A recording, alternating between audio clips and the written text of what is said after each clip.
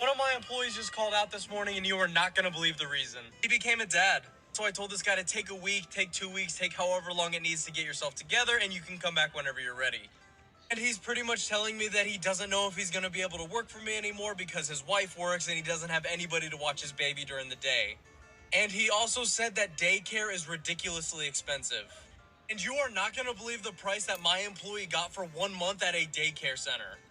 They wanted to charge him $2,100 for a month. This video perfectly captures how difficult it is to be a working parent in the United States right now. So let's break it down because there's a couple points I want to talk about. First and foremost, he talks about how his employee had a new baby and he told him, take the time you need, a week, 2 weeks, you come back when you're ready. But I am sorry. Every single parent in our country should have access to paid parental leave, and it should not be 1 or 2 weeks. We should have what other countries have. Parents should have 6 months to a year to spend with their child when they have a new baby. Most people don't have paid parental leave, so they're going back to work much sooner than they would like to. So now they have to find childcare. Now, if we know anything about childcare, we know it's very difficult to come by. Families sit on wait lists for a year or 2 years just trying to get their kids into daycare. And then, once they do have their child into daycare, the costs are astronomical. In every state in our country, the average cost of childcare exceeds the cost of rent and oftentimes the cost of people's mortgages. They are paying more for childcare than they are for their homes. Let's just look at the numbers for a second. This is from Care.com's annual cost of care report, and you'll see that there's two numbers here. This column is the 2022 numbers. This is the 2023 numbers. You'll see that daycare in particular jumped up about 13% year over year. These cost increases are killing families. So not only do parents not have ample time off when their child is born and they have to go back to work well before they're ready or their child is ready, now they're paying astronomical costs for childcare. And this does not even get into the fact that our childcare workers are not paid anything. They are paid well below living wage, and we need to change this. There is a childcare crisis in our country. Families are drowning. Working families often require 2 incomes, yet the cost of childcare makes it nearly impossible to have 2 people in the workforce. And I just want to say, people are applauding this guy for being like an amazing employer because he paid for 1 month of childcare, but what he really should have been paying for is 6 months of paid parental leave. The Trump administration wants you to believe that Americans aren't having enough babies because of infertility. That's a lie. Don't get me wrong. There are obviously lots of Americans struggling with infertility every single day. And we're going to loop back around to today's announcement from the White House about IVF in a moment. But those struggles are not why the birth rate has dropped as much as it has for younger generations. People aren't having babies because we can't afford them. Even in the best case scenario where everything goes according to plan, no additional medical interventions are necessary, and the baby is born perfectly healthy, the average cost of childbirth and postpartum care in the United States is over $20,000. And don't expect insurance to pick up that entire bill either. Even parents with amazing employer-provided health care are still hit with an average out-of-pocket cost of nearly $3,000 just for the birth of the child. And if everything doesn't go according to plan, well, you better hope that you have a rich uncle about to kick the bucket, friend,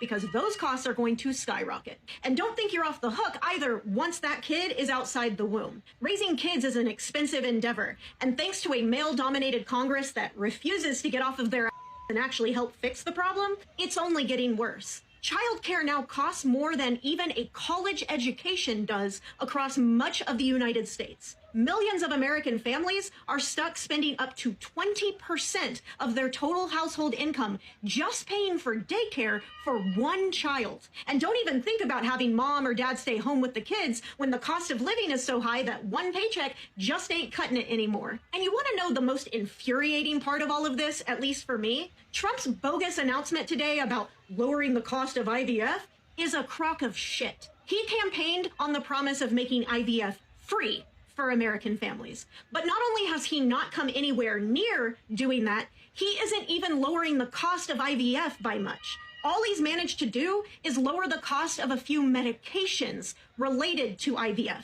But the overwhelming majority of costs associated with IVF are things other than the medication, like repeated ultrasounds, anesthesia, egg retrieval and storage fees, and the like. So even if he had managed to make those medications free, and to be clear, he absolutely did not do that, a single round of IVF is still going to cost Americans thousands, if not tens of thousands of dollars per round. So not only have they completely ignored the primary cause of falling fertility rates, they've also broken their promise to Americans who are struggling with infertility. And then they had a press conference to pat themselves on the back and knowingly give those families false hope. Struggling with infertility is already hard enough, Mr. President. How dare you make it worse by expecting those families to also bear the weight of your broken promises? So one week you'll see a bunch of headlines about the declining birth rate in the US, and you'll see a lot of articles about how American women no longer want to have children, how American women want to be child-free, what are we going to do, how are we going to replace the population, and you'll see a lot of people in positions of power trying to come up with incentives to make giving birth more attractive to the average American woman. And then the next week you'll see a headline with a horror story like what's happening to Adriana Smith, who was pronounced brain dead at 9 weeks pregnant and is now being kept alive as an incubator for that baby. And because she will have been brain dead for basically the entire duration of her pregnancy, most medical experts have no idea what's going to happen to that baby. On top of all of the trauma that this is causing for her family, the family is also likely going to be saddled with some very, very serious medical bills as a result of all of this. Do people in positions of power understand that a lot of American women are seeing this and going, oh, this is actually not a risk that I can afford to take. I cannot risk having this happen to me, not just because of how horrific this is, but also because I cannot put a baby through that, and I cannot put my family through that. The laws that have been put in place to create the dystopian situation that Adriana Smith and her family are having to go through right now, yeah, they're making a lot of women who actually want to be mothers afraid to get pregnant. Welcome back to my YouTube channel. My name is Anthony, and it's always glad having you here, engaging, talking, chatting, receiving hateful comments from MAGA Republicans, replying them back, So let's engage in the comment section. That's where the real discussion goes. The United States of America is on the road to something very significant, and that is, by 2031, more people will die in the United States than people who are born in the United States. That means that we will start to see a population decline. Why am I talking about this? Because a population decline in a major civilized country is a significant cultural, economic, and overall health indicator for that country. And it is putting us on a sort of collision course with the future.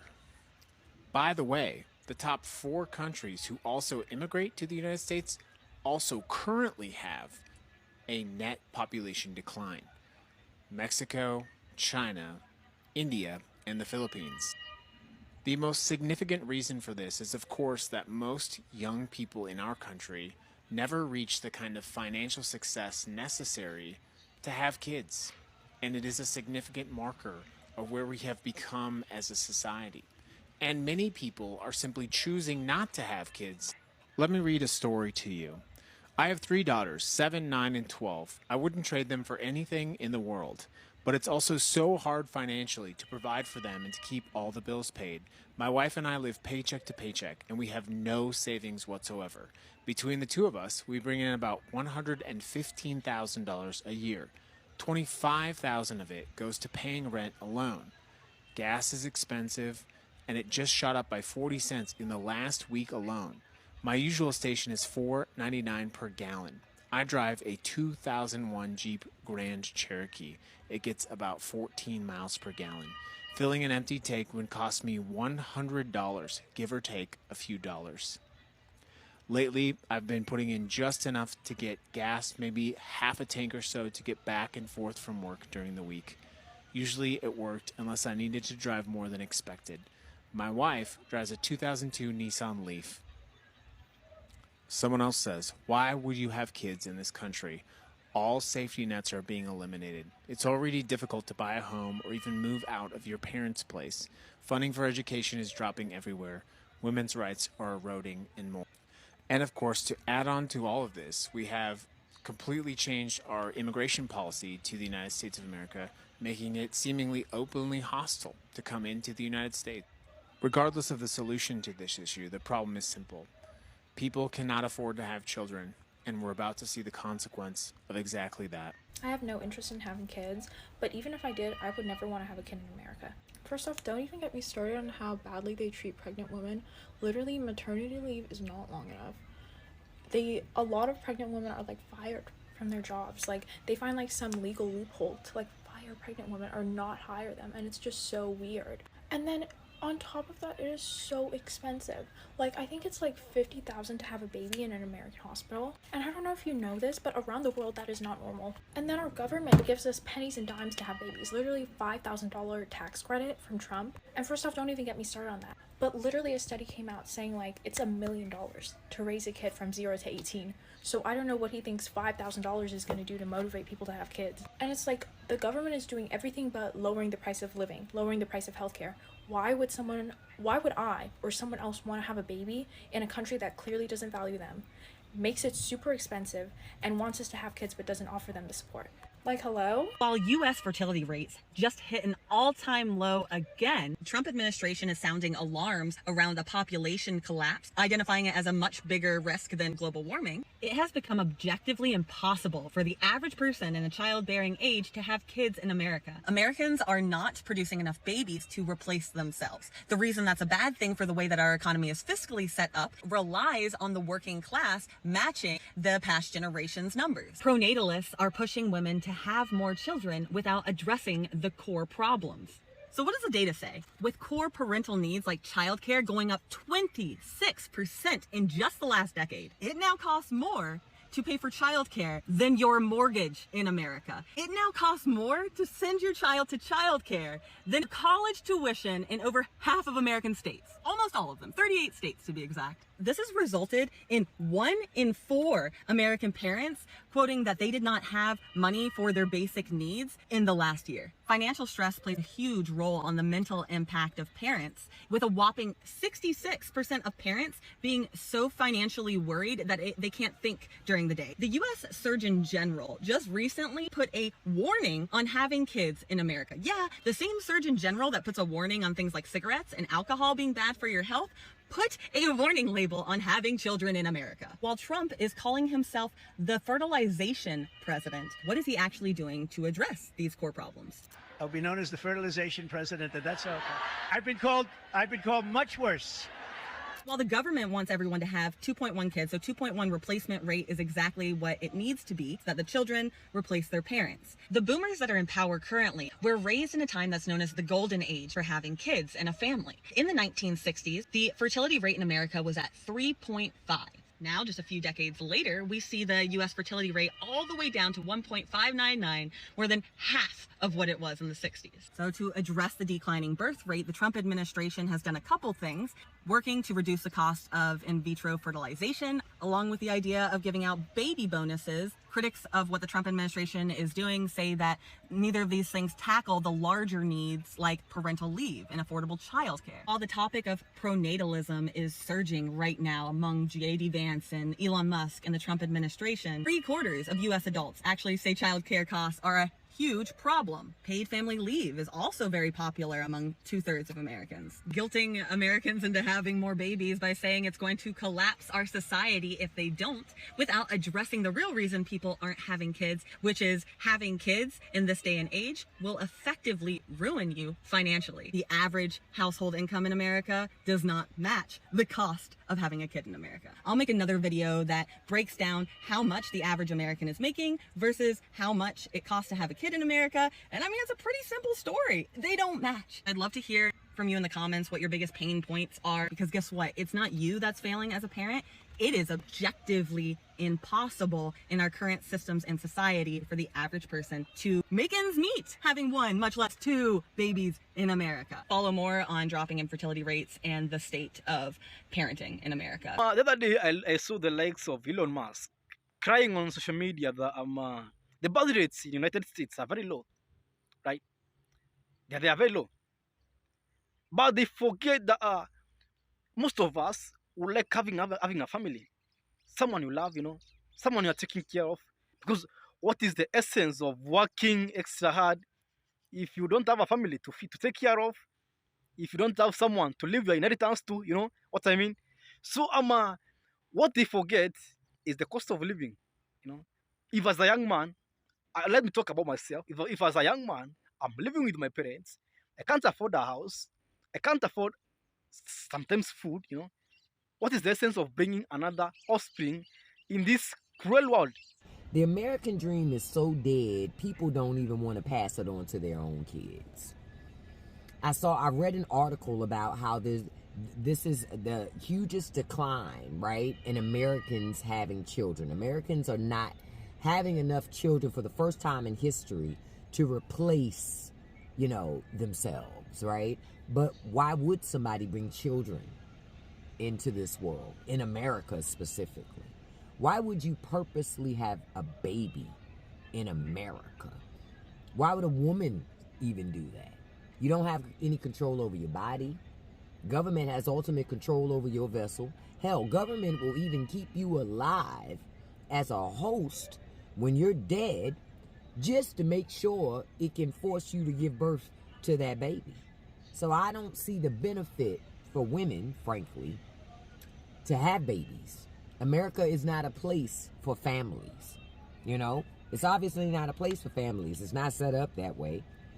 They tax families into oblivion. So why would you sign up for that? So no. That's why people aren't having babies. America, if you want young people to have babies, how about you make this economy affordable? Because right now it's not. It's really set up just for rich people to have babies. So go have the rich women. Oh, that's right. They don't want to have rich women have a whole bunch of babies because their kids are not going to work in factories and stuff. It's supposed to be our kids working in factories. Like I said, that's why people not having kids. Why the hell would we have kids? Why would anybody have kids in this environment? Why would anybody have kids in this environment? It's not a good environment for children. So, kudos to the young folk. If you smart, keep your dress down and your panties. Americans cannot afford to live at all, okay? I just had a conversation with some co-workers, and they told me that some of their family members are actually living in their cars, right? They're living in cars to save money, right? They shower at the gym, and they just sleep in their cars to save money and all that stuff because the rent is way too high. It's like nobody can afford to live. The only people that can afford to live, that can afford food and rent, comfortably is you got to be making like near $1 million, at least $500,000. Because even people that are six-figure earners, depending on where you live, they are struggling like crazy. But check this out. These are Americans living in their cars, yo. Making brekkie in a grocery store parking lot.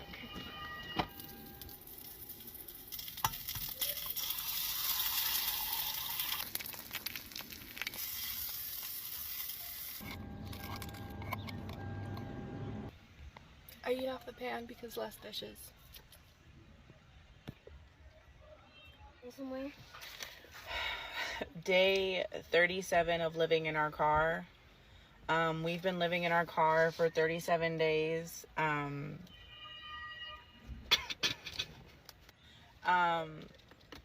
It's been very hard. I shared yesterday that I've moved into my Subaru because I refuse to sign another lease and give tens of thousands of dollars to millionaire property management companies that I hate. Fuck capitalism. So here are some answers to questions that you guys had about how I'm doing this. Question was, where do I shower? I know a lot of people get gym memberships. I haven't done that yet because I haven't needed to do that. I'm in a little bit of a special situation where my family lives pretty close by where I'm at. They're like 40 minutes away, and they live on a boat now. And so I have access to like the marina showers. I just need their key fob. Okay, boom. I've been living in my car since May 13th, about 2 months and some change. Let's talk about it. So I bought this car knowing that I was probably going to have to make a tough decision. I do freelance work and video, and a lot of the money will come in late, as any freelance knows. So how far is this gonna get? Like is this the new lifestyle? Are we gonna do absolutely nothing about housing? Right? Is there gonna be just no affordable housing at all?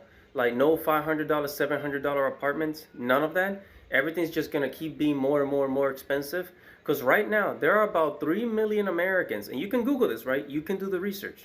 Google it. There are about 3 million Americans living in their cars or van life, right? And those numbers are going up because people just can't afford anything. Everything's just way too expensive.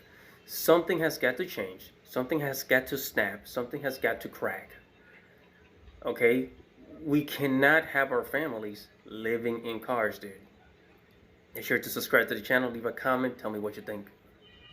You guys might want to sit down for this.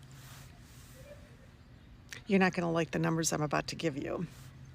So the United States just hit a record low for infant fertility. Record low of all time since we've ever been tracking it. So every woman of childbearing age is giving birth to just under 1.6 babies. Just enough to replace us, okay? The lowest ever. And we know why that is. We just don't have a country that makes it easy for women to have that choice and to not have the stress of worrying about access to health care, finances, and you name it, right? Right. This is true of most other countries in Europe and you name it. Their birth rates are declining, except for one country. One country has a strong growth. Can you guess which country? Israel. 3 babies for every female of childbearing age. And you'd be happy to know how heavily subsidized everything is. When you have a baby, the mother automatically gets a check. And then that baby gets a monthly deposit in the mom's bank account every single month until that child turns 18. And then in addition, that child has a separate account where the government deposits money that gets put aside for investments and so forth. And then of course their health care is heavily subsidized and college is heavily subsidized. And it's just wonderful that they have that money. Thanks to you and me. When you see those New York City mayor candidates during the Democratic primary all say, where's the first place they would go visit if they were elected, and they all said Israel, and Zohran Mamdani said, I would go right back to New York City because that's who I'm trying to make life affordable for.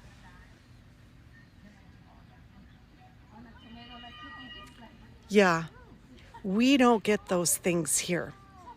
We don't get those things here. And what this extreme right regime, per Project 2025, is going to attempt to do to boost up those birth rates is not make it financially affordable and heavily subsidize everything, because we can't. We're not taxing corporations and we're not taxing the wealthy. We need that money. They're hoarding it all. What they're going to do is continue to erode our access to birth control. As a matter of fact, the only thing that Republicans have put forward right now to boost the fertility rates is to make IVF treatment more affordable.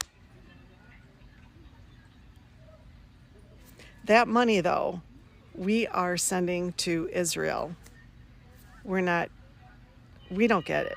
Like, we're just being used. We're being used by so many different entities, it's not even funny. Vote in the primaries, Democratic primaries. Vote the pro-Israel candidates out.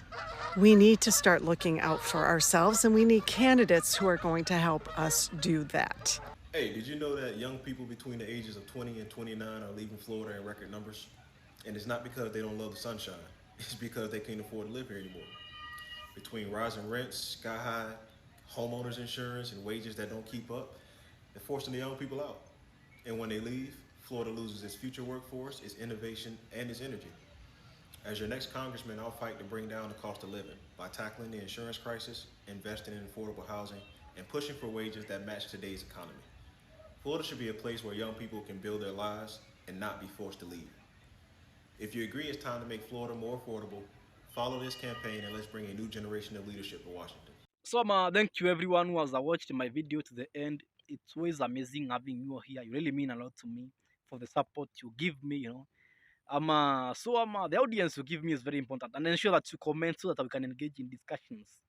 So when you see these discussions going on social media, it's because the corporates are worrying you're not producing enough slaves. They are very mad. So the corporates are very worried because what happens when you don't produce enough slaves to be fed into the workforce? What happens? The population will shrink, and they will be forced to pay more for labor. Now they are starting spreading this kind of propaganda, like the Western civilization is not reproducing at a higher rate, and it's really a topic which is spreading, and it's a fact. Because the people in their 30s, in their 40s, they don't have families. They are still working. They are still trying to make ends meet. People are not even interacting nowadays. We don't go to cookouts, barbecues, the way we used to do before. Family gatherings, outing with friends. What is the time? So when as a young boy, what I usually saw and what I was told, become a good kid, right? Go to school, learn, go to college, get some papers, get out, get a job, get some salary. First and foremost, remember your parents, right? Some small tokens, right? Yeah, mine was so. And the next thing, build a house. It's the first thing, right? Or start a family, whichever comes first. Choose. Because some guys choose to rent, right? So you can maybe start a family, build a house, but either of the two can begin with. Then work, take care of your kids, raise a family, become old, retire, chill, and it's over. That's the American dream. But ain't nowadays. Nowadays, the part where we get a job, own a house, start a family is no more. You become a good kid, you go to school, get your papers, chill, chillax. Then from there, jumping from a job to a job, from a job to a job that only buys you food, no rent, no house, no family. So the American dream is dead, and the reason that we are not having kids in this country is because men and women are forced to work. As a lady, you can't choose to have a kid and the man goes to work. Like, let's say you two were working, you are pregnant. Staying at home is not an option because bills have to be paid. You have to work even when you're pregnant. So it's really something very bad which is happening in our country. The corporate greed, no paid maternity leave. It's really bad what's happening in our country. So what I usually say, watch blue, listen blue, talk blue, vote blue, and until the next video, thank you for your attention to this matter.